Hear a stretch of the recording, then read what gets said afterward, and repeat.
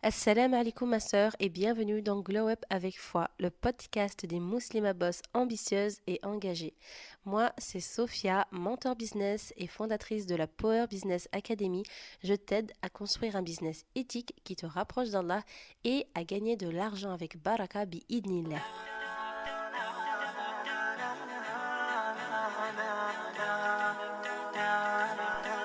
On va voir ensemble la clé de la subsistance en islam, autrement dit le rizq. Dans la vie de tout musulman, la recherche de la subsistance, c'est un aspect fondamental. Mais c'est important aussi de comprendre que le rizq, il ne se limite pas uniquement à la richesse matérielle. Au contraire, ça englobe tout ce qu'Allah nous accorde pour subvenir à nos besoins. Donc, numéro 1, la source de toute subsistance, Allah seul. En islam, dis-toi que c'est essentiel de comprendre que Allah, c'est lui le seul pourvoyeur, Ar-Razaq, et que toute forme de subsistance, qu'il s'agisse de biens matériels, ou bien de la santé, des relations, ou bien des opportunités, elles proviennent uniquement de lui. Et le Coran, il nous rappelle cela à plusieurs reprises. Sourate 51, verset 22.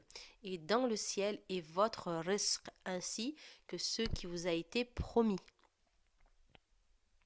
Ça, c'est vraiment fondamental pour comprendre que la subsistance, elle provient uniquement de Dieu.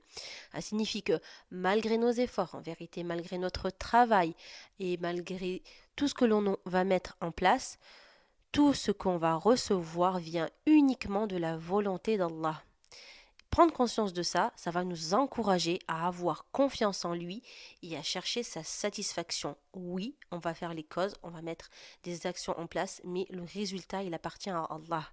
Ça t'invite aussi à développer ton tawakkul et à te détacher du résultat.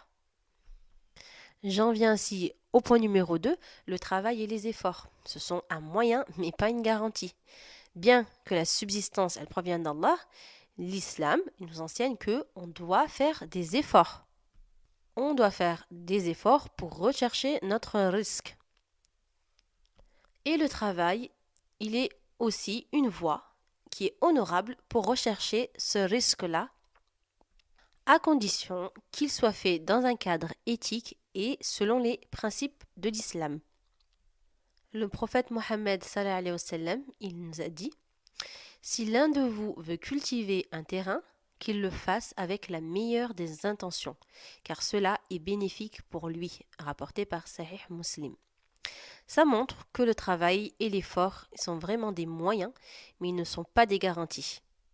En fin de compte, c'est Allah qui décide ce qui va être accordé à chacun de nous, en fonction de lui et en fonction de sa sagesse infinie.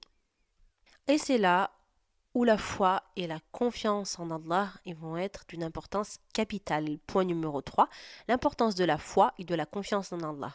La foi, l'iman, et la confiance en Allah, le tawakkul, sont vraiment des éléments qui vont être cruciaux dans la recherche de notre subsistance. Il faut se dire qu'un cœur qui est rempli de certitude en Allah, il va te permettre d'accepter ce qui t'est destiné, tout simplement. Qu'il s'agisse d'une facilité ou bien même d'une épreuve. C'est essentiel de se rappeler que tout ce qu'Allah nous accorde, y compris la difficulté, c'est pour notre bien. Le prophète Mohammed sallallahu alayhi wa sallam, il a dit: le croyant est dans une situation étonnante. Tout ce qui lui arrive est pour son bien. Si quelque chose de bon lui arrive, il remercie Allah et cela pour lui est un bien. Et si une épreuve le frappe, il montre de la patience et cela est pour lui un bien, rapporté par Sahih al-Muslim. Clé numéro 4, la baraka dans le risque. Une autre clé de la subsistance en islam, c'est vraiment la recherche de la baraka. La baraka, c'est l'augmentation de la valeur, du bien-être et de tout ce qu'on va avoir. Un petit montant d'argent ou un simple bien, ils vont pouvoir contenir des bénédictions qui vont nous apporter une grande satisfaction et aussi une stabilité qui va être durable. Le prophète Mohammed sallallahu alayhi wa sallam, il a dit: ô Allah, bénis-nous dans notre risque, bénis-nous dans notre travail et accorde-nous du bien dans nos efforts. Rapporté par Sahih al-Bukhari. Donc dis-toi que la baraka, elle ne se trouve pas uniquement dans la quantité, mais dans la façon dont on va gérer ce que l'on a et aussi dans notre gratitude envers Allah. Elle peut même se retrouver dans le temps, la baraka. C'est-à-dire que une personne, elle va mettre une journée par exemple pour faire telle ou telle action, mais toi en une journée, tu vas pouvoir faire mille et une choses, mashallah. Ce qui est important également, ce qui est une clé, la cinquième d'ailleurs, c'est la sincérité dans nos actions. C'est vraiment ça, une clé qui est importante, parce que dis-toi que euh, c'est important justement d'obtenir cette clé-là pour obtenir la subsistance d'Allah qui il va faire en sorte de mettre, comment dire, dans nos actions de la sincérité. Voilà, va falloir qu'on fasse nos actions avec sincérité pour Allah seul, pour sa satisfaction seule. Que ce soit dans notre travail, ou bien dans nos projets, ou bien dans nos investissements, la sincérité, c'est vraiment une clé essentielle pour que nos efforts y soient bénis. Donc on va renouveler à ce moment-là aussi la sincérité dans notre intention. Si nos actions elles sont faites dans le but de plaire à Allah, alors on va pouvoir espérer que notre risque il sera augmenté et béni. D'ailleurs, à ce sujet, le prophète Mohammed il nous dit Allah ne regarde ni vos corps ni vos biens, mais il va regarder vos cœurs et vos actions. Sahih Muslim. Donc, sois vraiment sincère dans tes intentions et renouvelle aussi régulièrement tes intentions. Aussi, il faut savoir que la charité et la générosité, c'est vraiment une source de risque. C'est-à-dire que lorsque tu vas faire des dons, que tu vas donner de ta générosité, de ton temps, par exemple pour une association, pour aider les autres, etc., en fait, ça va être un moyen d'attirer ton risque. Plus on va donner, plus Allah il va nous accorder en retour. Et ainsi, on va avoir la baraka dans notre subsistance. À condition, bien évidemment, que l'action que l'on va faire, donc le don, l'aide que l'on va apporter, il soit vraiment exclusivement voué pour plaire à Allah. Donc ça rejoint le point précédent qui est la sincérité. J'ai aussi envie de partager avec toi le hadith de l'oiseau qui montre en vérité la confiance et la dépendance en Allah. Pourquoi? Donc déjà, je vais te citer ce hadith. Donc c'est un hadith qui est célèbre et qui illustre parfaitement l'idée de la confiance en Allah dans notre risque. Dans ce hadith, il est dit, si vous vous en remettiez à Allah comme il se doit, il vous fournirait de la même manière qu'il pourvoit aux oiseaux. Ils partent le matin le ventre vide et reviennent le soir le ventre plein. Donc ça a été rapporté par Ibn Majah. Donc ce hadith, il nous enseigne une leçon qui est puissante sur la confiance en Allah et la certitude que tout ce dont nous avons besoin, il va être fourni par lui et lui seul. L'oiseau, il part en quête de sa subsistance, sans savoir comment ni où il la trouvera, mais avec une totale confiance en Allah. Parce que c'est lui, Ar-Razzaq, qui va pourvoir à ses besoins. Et nous, en vérité, en tant que croyants, on doit adopter cette même confiance, en sachant qu'Allah, il a déjà prévu pour nous tout ce dont on a besoin. Et lui, Allah, il va nous guider vers ce risque.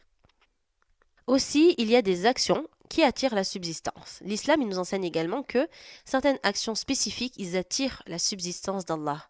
Et parmi celles-ci, il y a la bienfaisance envers les parents.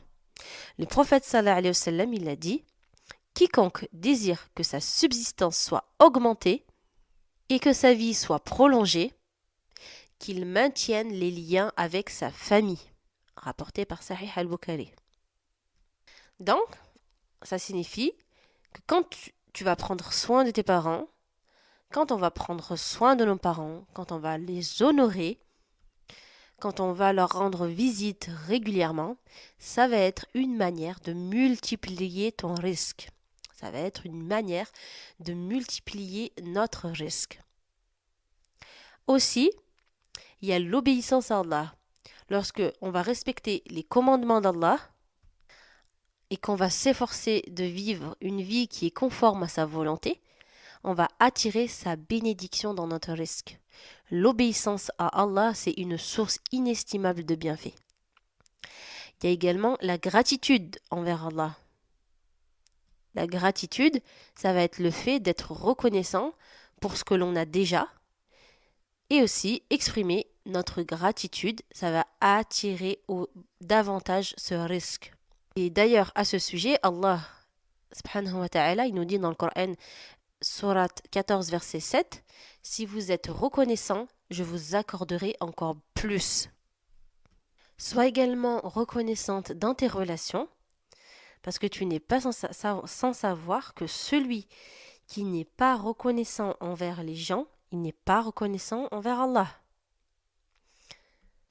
La prière et les invocations aussi, ils vont t'aider à augmenter ton risque, parce qu'en demandant à Allah sincèrement et humblement d'augmenter notre risque et de nous accorder ce qui est bon pour nous, tant dans cette vie d'ici-bas que dans la vie de l'au-delà, ça aussi, ça va être une clé pour attirer notre subsistance.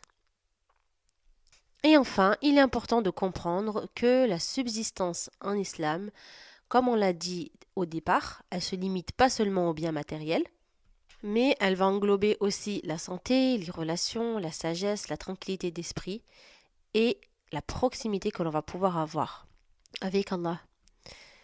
Et dis-toi aussi que la meilleure forme de subsistance, c'est celle qui va nous permettre de nous rapprocher de notre Créateur et de nous apporter la paix intérieure.